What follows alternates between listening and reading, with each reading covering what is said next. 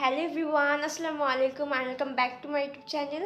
Guys, আজকে সারাদিন কী করি না করি সেটাই আপনার সাথে শেয়ার করব। সো গাইস, আম্মু হচ্ছে এখন দুপুরে খাবার রেডি করছে, এখন গিয়ে খাবো। সো চল, এখানে হচ্ছে ভাত আর এখানে হচ্ছে আমার আম্মু মুরগির মাংস রান্না করছে আজকে।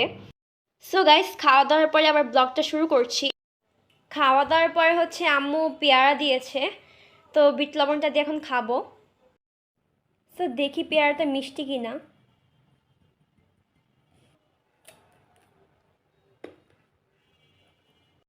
পেয়ারাটা অনেক মিষ্টি, আমি ভাবছিলাম মিষ্টি হবে না, বাট মিষ্টি আছে। পুডিং বানাবো, তো এই রেসিপিটা আপনার সাথে শেয়ার করি। সো চলেন। সো গাইস, এখানে পুডিংটা বানানোর জন্য ডিম আর দুধ নিয়েছি। সো এই দুধটাতে এলাচ দারচিনি দিয়ে দুধটা এখন সুন্দর করে জাল দিব।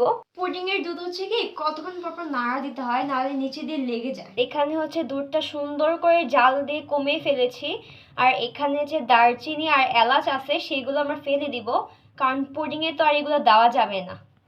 দুধটা এখন গরম, এখন দুধটা ঠান্ডা হোক। সো এখানে পরিমাণ মতো চিনি দিয়ে দিব, পরিমাণ মতো লবণ দিব।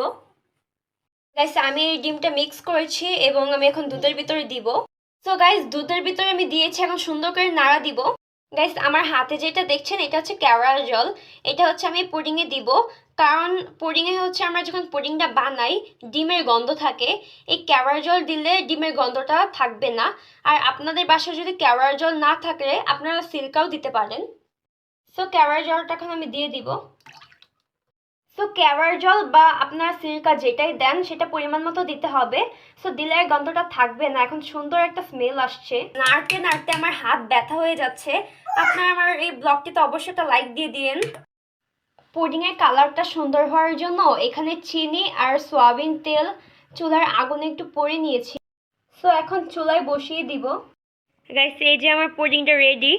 এটা দেখতে অনেকটা সুন্দর হয়েছে মাশাআল্লাহ, এবং এই পুডিংয়ের ভিতরে যে কালারটা এটা দেখতে অনেকটা সুন্দর হয়েছে।